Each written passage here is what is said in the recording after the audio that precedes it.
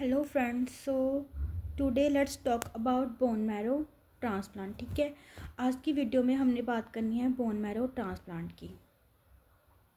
ये भी एक तरह का कैंसर का ट्रीटमेंट ही होता है। ठीक है, बोन मैरो ट्रांसप्लांटेशन बेसिकली जैसे हम ब्लड का कैंसर हो गया, लुकीमिया वगैरह, लिम्फोमा हो गया, या फिर मल्टीपल माइलोमा, ऐसे कुछ जो डिसऑर्डर्स हैं उनको ट्रीट करने के लिए हम बोन मैरो ट्रांसप्लांटेशन का प्रोसीजर भी करते हैं।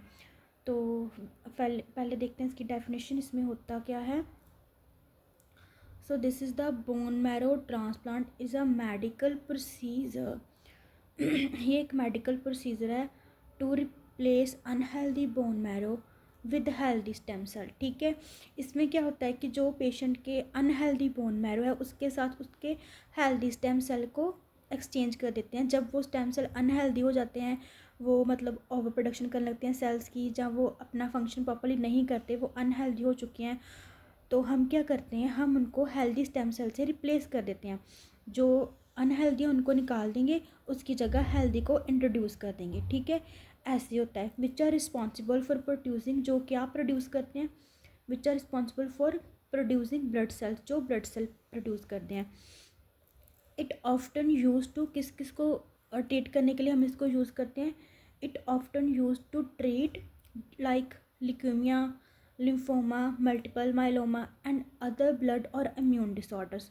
सो ऐसे डिसऑर्डर्स को यूज़ करने के लिए हम बोन मैरो ट्रांसप्लांट यूज़ करते हैं।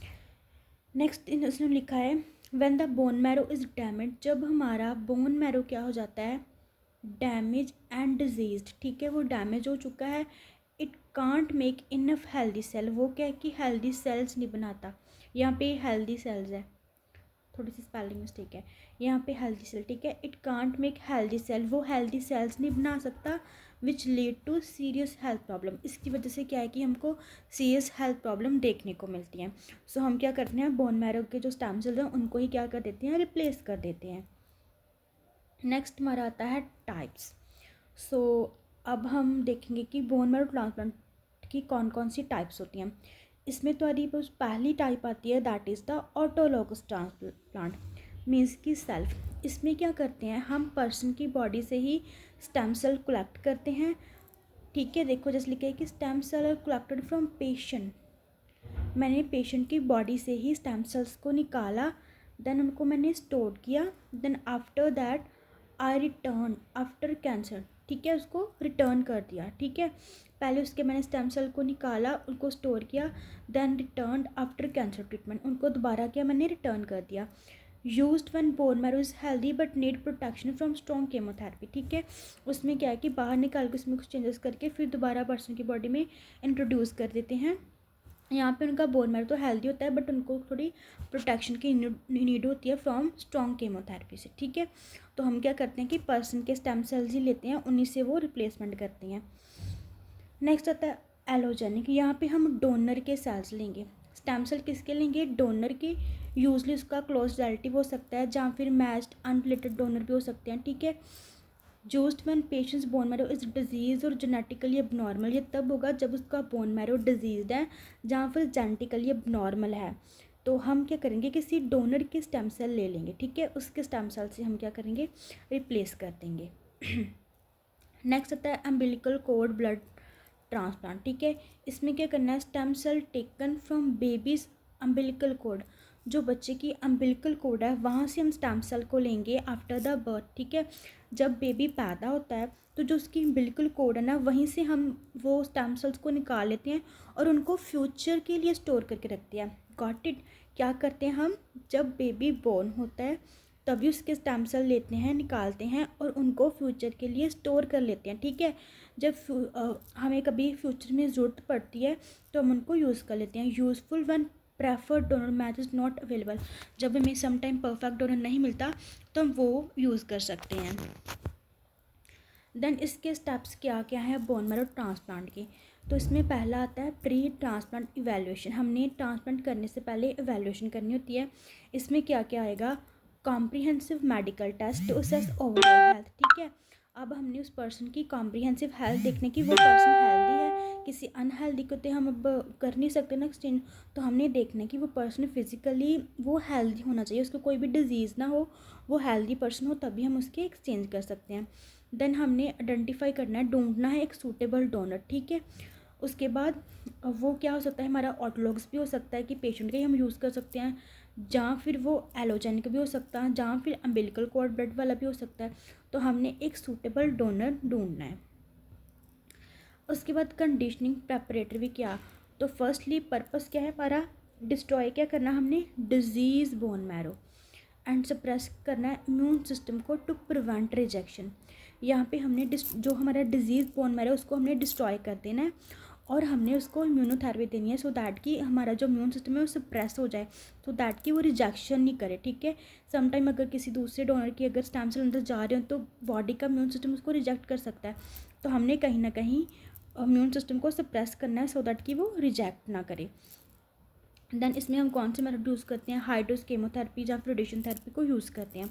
इसमें साइड इफ़ेक्ट आते हैं उसके, नोज़िया हो सकता है उसको, फटीग, हेयर लॉस, इन्फेक्शन का उसको रिस्क रहेगा। देन ट्रांसप्लांट, अब प्रोसीजर में क्या है कि stem cell infuse IV similar to blood, ठीक है। जैसे हम ब्लड प्लांट करते हैं ना, वैसे हमने स्टेम सेल को आईवी देना है पेशेंट को, ठीक है, इन्फ्यूज़ करना है। स्टेम सेल क्या करेंगे, travel to bone marrow and start producing new cell, ठीक है। स्टेम सेल क्या है कि बोन मैरो के में चले जाएंगे, ठीक है, वहाँ पे वो चले जाएंगे, फिर वो क्या करेंगे, वहाँ पे नए सेल्स को प्रोड्यूस करना, हेल्दी सेल्स को प्रोड्यूस करना स्टार्ट कर देंगे, ओके। उसके बाद हमारा एनग्राफ्टमेंट एंड रिकवरी। एनग्राफ्टमेंट मतलब the process of new stem cell establishing themselves in bone marrow, कि जब तक वो जो नए हमने सेल्स भेजे हैं वो अपने को वहाँ पे एस्टैब्लिश करते हैं न्यू बोन मैरो में। ये 10 से 28 दिन का कुछ प्रोसेस लगता है उनको एस्टेब्लिश होने में, ठीक है।